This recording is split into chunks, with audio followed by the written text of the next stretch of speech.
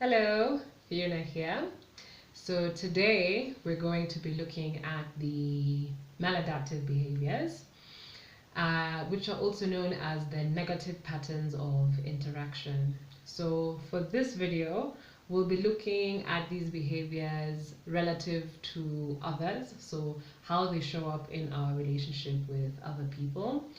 And we're referring to them as maladaptive because they are the kinds of behaviors that when we participate in them or exhibit them, get in the way of achieving the things that we have set out for ourselves on this healing journey, which is to have a healthy mind, to live in a healthy body, to be in healthy relationship with other people, and to make healthy life choices, whether it's healthy activities to be engaging in, healthy habits to be cultivating, or healthy places to be spending time in, right? Like that's what essentially being on the healing journey means.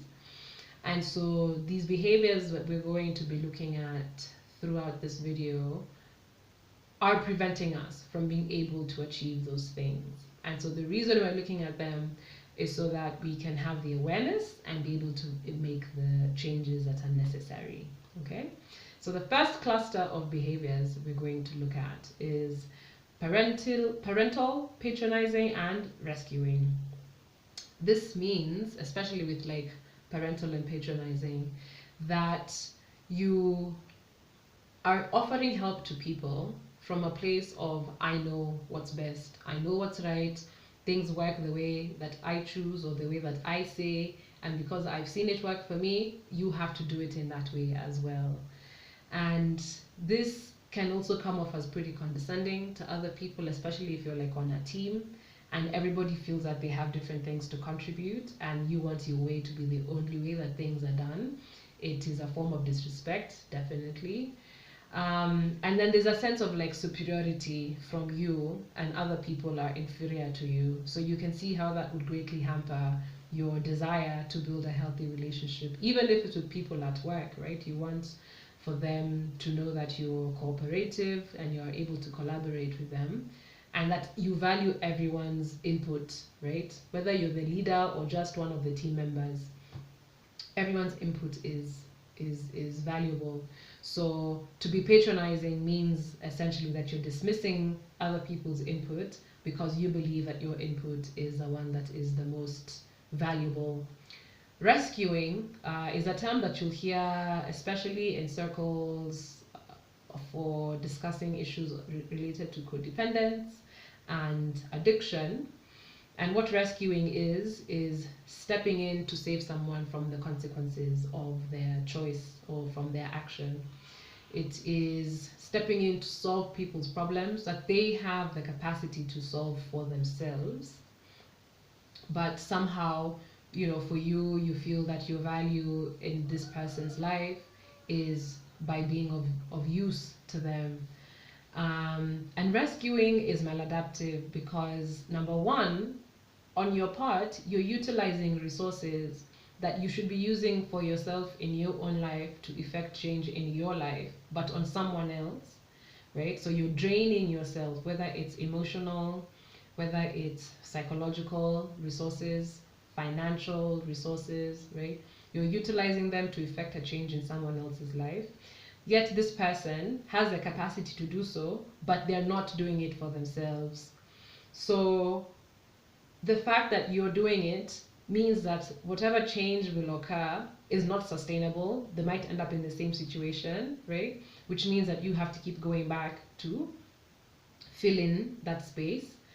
While it's very possible for you to just like witness whatever is going on with that person and encourage them to take greater responsibility.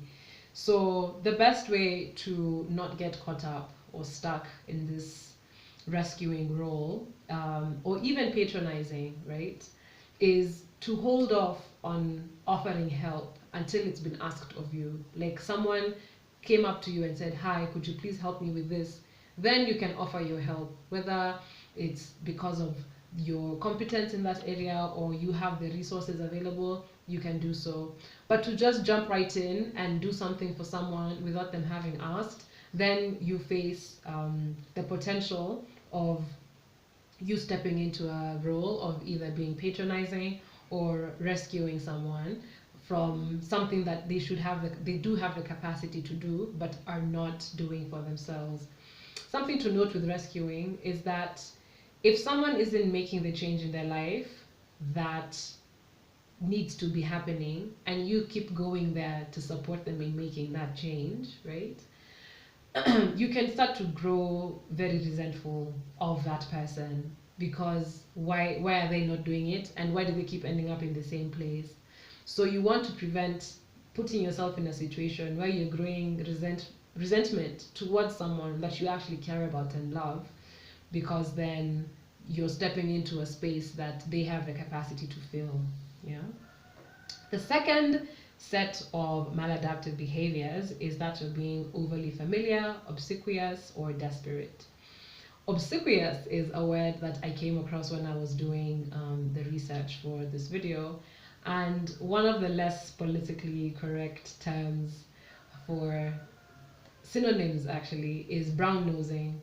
And if you look it up, you'll see why exactly brown nosing might be a maladaptive behavior, because you are investing far too much into a situation than is required of you. Okay. It's the same as desperation. You're a bit too eager to show just how obedient or how diligent you are, and it is an overstepping of boundaries in personal relationships or intimate relationships, especially at the beginning. Like if you notice that someone is like calling a bit too much, or is asking to do things that require a great deal of time investment, you start to feel so wary and cautious because like, what does this person want? Yeah. So for the recipient, it can come off as a bit too much and they're repelled. But if you are the person who is very desperate and so obsequious and so willing to be like there for the person, you could fall into a trap of someone who is happy to take advantage of the fact that you're willing to overstep and go the extra mile all the time about everything. So then now you're no longer a person, you're a resource. And I can utilize your life force, your energy to do the thing that needs to be done while I'm preserving my own thing. But I don't really appreciate you as a person. I appreciate you for the thing that you're helping me achieve. So it's a painful place to be when you realize that you have been used by someone, but the reason you were used is because that you came off as desperate and they read it and they took it to their advantage. Being overly familiar can also be maladaptive because, I'm sure you've met those people that you introduce yourself and then automatically they give you a nickname. It's like, oh, hi, how are you? Yeah, I'm Fiona. It's like, hi, Fee. No, it's Fiona. Like that's why I said it like that, so that you can say it back to me the way I said it to you. Don't become so. Don't imagine that we are now that familiar with each other that you can create a nickname to call me by and expect me to respond to it. Yeah. Number 3, we're looking at being uncertain, being hesitant, and being overly apologetic. So essentially this is showing a lack of confidence in who you are as a person, and being and a lack of confidence in the things that you're doing. So if you're interviewing for a position, for example, right, you want to speak with the people who show that they are confident in themselves and in their ability to undertake the task, even without seeing the actual work that they produce. Your shortlist would probably contain the people who, in the interaction that you had with them, you were able to see, this person is giving off an energy that they understand what's going on. And it's not just about their work, but like even in themselves to be the one who undertakes that work. There are people who are overly apologetic about just being themselves, like even when they don't know things, they go into shame, and it's like you have to now comfort them out of that place. And it can be a bit what's the word that I can use, over not overwhelming, but like it's asking too much of the other person on the other side if they constantly have to keep offering you reassurance that it's okay, you're fine, don't worry, this is actually not that important. If you have that confidence within yourself, you're able to offer yourself assurance. But if people constantly need to offer you assurance, it becomes very draining. Yes, I think that's the word that I can use. It becomes very draining for the other person. So then it hampers your ability to build a relationship with someone, because then you're putting them in a position where they have to keep giving you validation and affirmation and all those things, when you can just do the work yourself to grow your sense of confidence, so that whenever you're caught up in a situation that you're feeling slightly uncertain, right? Or you don't know something and you're corrected, it's like, okay, yeah, now I've started the work of growing my confidence in this area. Okay. Number 4, the other set that we'll look at of behaviors is being formulaic, being disengaged, and being conflict avoidant. Now, I would like to point out that if you or someone operates from this place where they are very formulaic meaning formula, right? There's a set formula about how things are supposed to be done every day of their life with everyone at a certain time, and they're quite disengaged or distant. It could be as a defense mechanism. Maybe they grew up in a very hectic, chaotic environment, and so the lack of stability in their formative years led them to swing to the other side of the pendulum, so that now I have the most control of everything that happens in my life, right? And you'll find that people who operate in this way will be a bit irritated quite often when things are not going their way. They have a very small bandwidth for like things not going the way that they want to go, whether it's at the time they want it to be done or the way they want it to be done. A lot of irritation starts to spring up, right? You'll find someone who normally maybe puts their cup at a certain place, and then one day they come and it's not there, and then they have like a complete blowout, like, oh my god, where did you move my cup? But it's because for them that cup is representing chaos coming back into their life, and they don't want chaos to come back into their life. Being conflict avoidant means that you're not able to address issues whenever they come up, like points of friction within relationships, whether it's an intimate relationship, in the family, friends. You don't have the capacity to sit down with someone and let them know, actually, I'm not quite pleased about this, or to be the one who is being told that you have done something that is offensive to another person.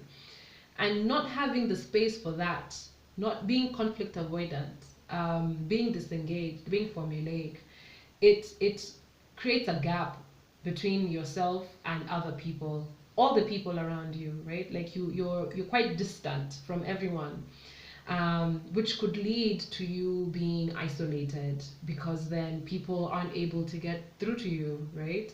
And you also can't build intimacy with anyone, because intimacy is built by seeing the inner parts of ourselves, the parts that sometimes we're not able to have complete control over, the parts that will arise when conflict comes up, and when we talk about it, we're able to understand, oh, you and I are different in this way, but we can still be able to have a good relationship despite those differences. Yeah. The 5th cluster of behaviors is irritable, distrustful, and resentful. So irritable, if you're very formulaic and things are not happening the way that you want, you have a tendency to get irritated quite a bit. And I'm sure you also know people who are just constantly in the mood, right? And interacting with them always feels like it's such a burden. Like you're almost dreading having to talk to that person, and especially if it's in the workplace. At least in the family and friends, those ones you can avoid. But like someone at work that's constantly in a mood and you have to talk to them about something, you always feel like, this person, But the reason that might be like that, that they're irritable or that they're resentful or distrustful, could also be the fact that they have a lot of unresolved or repressed emotional and psychological baggage. So they have not had either the opportunity or like in terms of the time or don't have the awareness that those are things that they need to deal with, right? The fact that they have all these repressed things within them. So they're not dealing with their stuff, and their stuff ends up coming out sideways in situations that are completely unrelated to their stuff. Okay? I'm looking for a good example that I can give. You know, we talked about in one of the earlier videos how overgeneralization can be quite harmful as a cognitive distortion, because then you create a conclusion about a certain group of people um, because of one instance or one interaction or one experience that you had. So imagine overgeneralizing against a certain profession, right? And then having complete distrust of all lawyers. All lawyers. I'm not, I hate lawyers, and being resentful of lawyers. So you see how anyone who would be coming from that profession has to jump through the hoop of like you not trusting lawyers or being resentful of lawyers, and they don't know that that's something that you're dealing with, and you yourself are subconsciously giving off these vibes of being irritated and annoyed and frustrated and not wanting anything to do with this person, not recognizing that they're a person first before they are a lawyer. Okay, so the best way to go about dealing with these is that deal with your stuff when it comes up. Don't wait or suppress and imagine that if you don't address something, it's going to just resolve itself on its own. What tends to happen is that it just surfaces elsewhere in situations that are unrelated to the thing that is causing you pain or hurt. I hope that made sense. The other cluster we'll look at is being sarcastic, punitive, attacking, and unfriendly. Being sarcastic is maladaptive because sarcasm isn't humor. It's not the same as being witty. Witty is intellectual art. You know, it's like clever wordplay that gets people laughing. Sarcasm, on the other hand, is like a bite. You know, it's passive aggressive behavior. Let's start there. Passive because the words are neutral. They're not like heavily charged, and you're not shouting, right? But aggressive because it's veiling hostility. An example I can give, let's say someone has been talking about how great their job is, the work environment is really good, the industry is like growing, and people are so engaging. You know, everything about the work life has been so good for this person. And then in that conversation, maybe a few other people start planning a trip. And then this person goes like, no, not the person who's talking about the job, goes like, oh yeah, I don't think I'll be able to make it for that trip. I don't think I'll have enough money. And then one of the other people goes like, oh, with that good job of yours, you can't afford to go for the trip. You know, that's sarcasm. And someone is so quick to be like, oh no, but I'm joking. It's just a joke. You can't take a joke. But it's not a joke. Jokes make people go, ha ha ha ha. You know, we laugh out loud because it's funny. So when I was doing my research, I came across the fact that sarcasm, actually, the origin word is in Greek, and it means tearing of the flesh. Like that's the literal meaning of the root word for sarcasm. And then later it became a metaphor for speaking bitterly. So you can see, even in the word itself, like where it came from all those years ago, it was not meant to be like, ha ha ha, funny.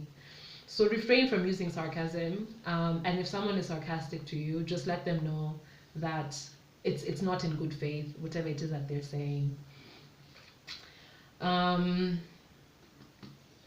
The best way, actually, yes, the best way to resolve or heal from this type of maladaptive behavior around sarcasm or being unfriendly or being attacking is just to be forthright. We discussed that in the video for adaptive behaviors.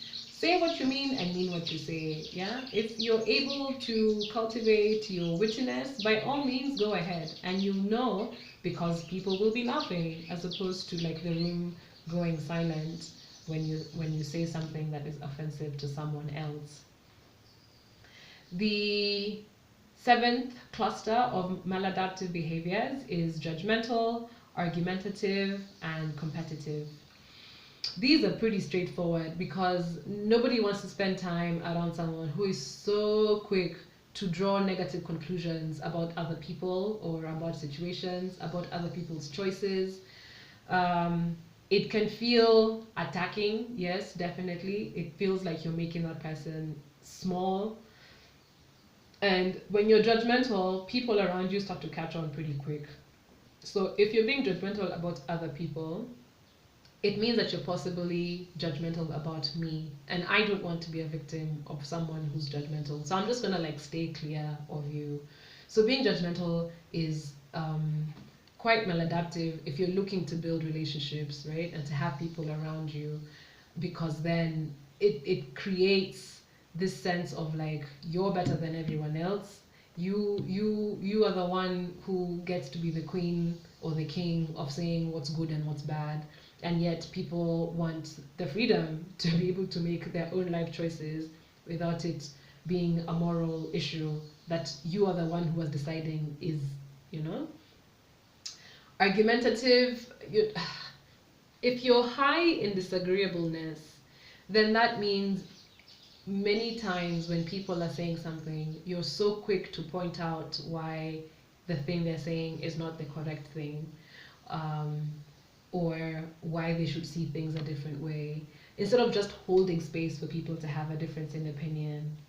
It's possible for you to recognize that maybe they're not seeing it the same way you do, but it's fine. Like, that's how they want to see things and that's what they believe. It's okay. So you can hold space for them. Granted, there are times when you can correct someone if they're saying something that is factually incorrect. But also, if you're going to do that, you do it with tact. You don't do it as a way of showing how you're the one who knows best. You also don't want to be competitive with other people, right? Like, have you been in those situations where you share something with someone, like, oh, we traveled to this and this place with my partner, and then 2 weeks later they're like, oh yeah, even me, I'm going for a trip, you know? Or you buy a new phone and then this person bought the exact same phone or a phone that's even better and has to show you that they bought it. You know, that's like a sort of subliminal, unhealthy level of competitiveness within the relationship, and it's also quite repulsive because then it's like, I'm living my life, why are you trying to copy the things in my life and then show me that you're doing it better than me? You just do your own things, we can all do our own things. And I guess that's where healthy competition can come in, because if all of us have our own goals and we've all shared our goals with each other, we can do the work of like encouraging each other to achieve our goals and to like get wins in our lives individually, so that I come and report, you know what, that thing that I was telling you I was going to do, imagine I did it, I'm so happy, oh my god, I'm so grateful, Maze, guys, thank you so much for encouraging me. And then someone else will be like, even me, you know, I told you guys to do this, yeah, even I did it, so now we have a win and a win, you know. So that's that healthy competition. Then someone else is like, Bana, you said you can do this thing and you have not done it yet. Why haven't you done it? So you see, you're competing, but in a way that is unique to everyone achieving the thing that they want, as opposed to like one person wanting to outdo another person in the way that they're living their life. I hope that yeah, that makes sense. And then finally, being demanding, being dogmatic, being pedantic, and being rigid. These are just the same as the ones that we had done as for formulaic, because dogmatic, pedantic sits the idea that things have to be a certain way, the way I have seen or I have said it's supposed to be done. That's the only way, and if I'm not doing it, then I have a right to be angry or to be upset, to call you out, which honestly, that's not going to foster a relationship with other people, because people want to express themselves differently. That's what creativity is about. Having impossibly high standards for yourself and then wanting to impose those high standards on other people, that because you and you're never keeping time for you means that you're there at 10 minutes to the hour. Someone else keeping time means they're there 5 minutes past. But with their 5 minutes past, start lashing out at them, telling them that they wasted your time, blah, blah, blah, blah, blah. Eventually they'll just stop wanting to meet you, because I've tried my best and I'm here 5 minutes after. Nitpicking is also another thing, where you're constantly seeing how someone else can do something better. Ah, your hair, you know, you should have done this and this and this. Oh, but that dress, ah, let me tell you, this is the other dress that would have been better. Ah, and your shoes, ah, it's real manicure, you know. So that kind of behavior tends to repel people because it feels like you're saying to them that they're of little value. Their decisions, their choices are of less value than yours. Okay? Now, the reason we've been looking at these behaviors is so that we can identify them when we're doing it to other people, or identify it when it's being done to us. Okay? It's supposed to support us in honoring other people's boundaries and in ensuring that we let other people know how to honor our boundaries, and how we can then be able to let go of some of these behaviors so that we can be able to make space to cultivate some of the adaptive ones and build the healthy relationships. It's possible that some of the things that I've said here might have been a bit triggering for you. It's normal. Some of them, as I was doing the script for the video, I mean, even I felt a lot of things coming up for me because I was remembering situations where I did something or something happened to me. So I would invite you, if you're feeling some type of way, like some emotions have come up or some sensations have come up, you can just take a breath and just relax back into the chair that you're sitting in. Pay attention to your breath. You can choose to stay with your eyes open, you can close them, or you can just lower your gaze, whichever one you feel most comfortable doing. And just pay attention to your breath. You can place one hand on your heart and another one on your tummy, and just offer yourself some words of reassurance. For me, I said to myself, you know, I'm learning every day and I'm doing my best. So you can choose your own.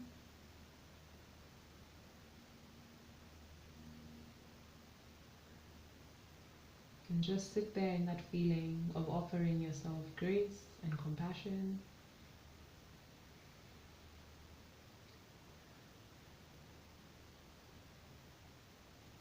You can take a deep breath in through the nose and out through the mouth. We'll do that 3 times. So in.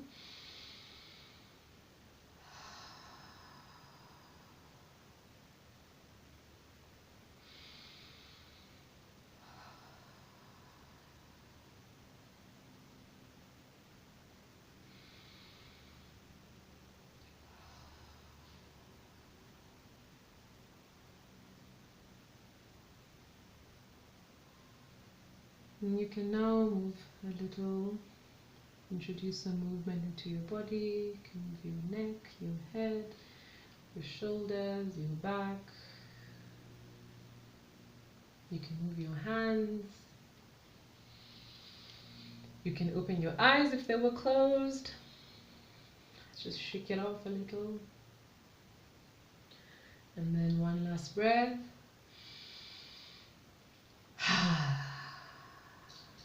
Okay, good. Thank you so much for joining me for this video. As always, the invitation is to reflect on the things that have resonated with you, what insights you might have gained that will allow you to make the changes that are supporting you on your healing journey and achieving the goals that you have set for yourself on this journey. If you have any questions, if you have any comments, you're more than welcome to share them on the group. And until next time, ciao!